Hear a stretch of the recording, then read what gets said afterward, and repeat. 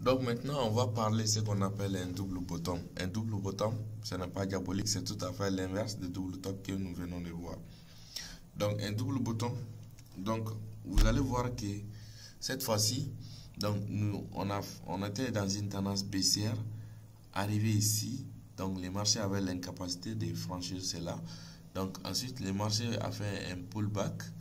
Et puis, après les pullbacks, il essaie de repartir encore à la baisse, mais arrivé au même point. Donc, le marché avait l'incapacité de franchir encore.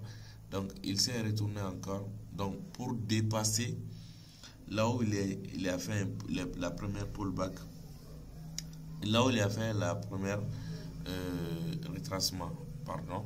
Donc, on dit que on était dans une tendance baissière. Le marché est arrivé ici, il avait l'incapacité de franchir cela. Il a fait un retracement. Donc ensuite des retracements, donc les marchés essaient de redescendre encore, mais arrivé au même point, donc il avait toujours l'incapacité de franchir cela. Il a fait un autre retracement encore. Donc vous voyez que les marchés a formé un W comme ça. Donc si les marchés forment cela, donc là où il a fait les premiers retracements à ce niveau, donc si il casse ce pli haut là, s'il casse ce pli haut là, ça veut dire que on a fait un cassure avec un double bottom. Donc si on fait un cassure avec double bottom, donc quelle est la direction du marché maintenant? On dit que ce sont des figures de retournement. Donc la direction du marché va être maintenant une tendance haussière.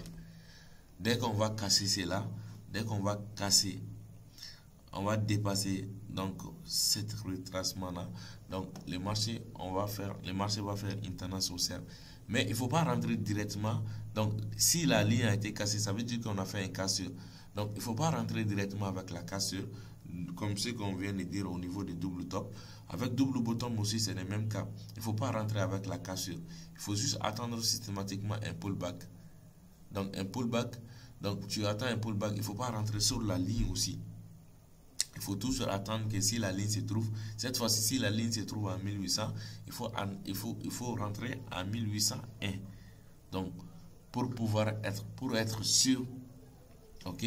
Parce que quand tu rentres avec la cassure, le pullback peut être très violent de toucher votre stop loss. On dit que quand tu trades avec le double top ou le double bottom, le stop loss est toujours placé au milieu de la figure. Ouais, au milieu de cette figure là, de notre support et résistance là, entre notre support et résistance là. Donc le stop loss devrait être fixé là-bas, au milieu de cela. Est-ce que vous voyez? Donc déjà, pour vous expliquer, si la ligne qui se trouve en haut, c'est ce qu'on appelle la résistance, et la ligne qui se trouve en bas, c'est ce qu'on appelle le support.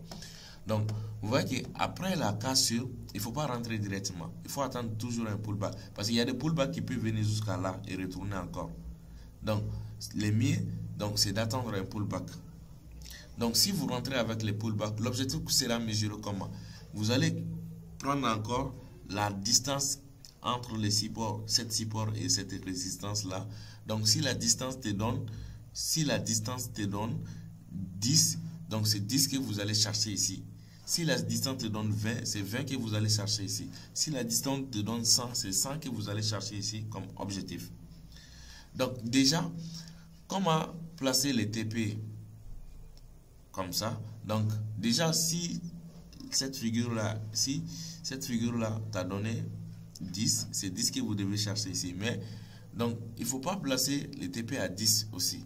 Donc, si le 10 doit être 1810, donc il faut faire venir les TP à 1809. Parce que souvent, les marchés peuvent venir jusqu'à 1809,80 et redescendre encore. Donc, pour ne pas tomber dans cette pièce-là, donc il faut toujours faire descendre un petit TP quand tu vas dans une tendance haussière. Et puis les SL, les stop loss aussi, quand vous placez les stop loss, ça doit être au milieu. Par exemple, si ça te donne 10 donc, et que la ligne se trouve à 1800, normalement, les stop loss devraient être à 1795.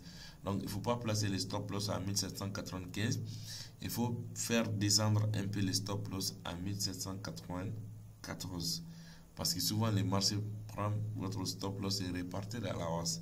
Donc, pour ne pas tomber dans cette pièce-là aussi, donc, tu dois trader comme ça aussi. Voilà. Donc, on se retrouve encore dans une nouvelle vidéo dont on va parler un autre figure chartiste qu'on appelle épaule, tête, épaule. Épaule, tête, épaule. On va parler de cela.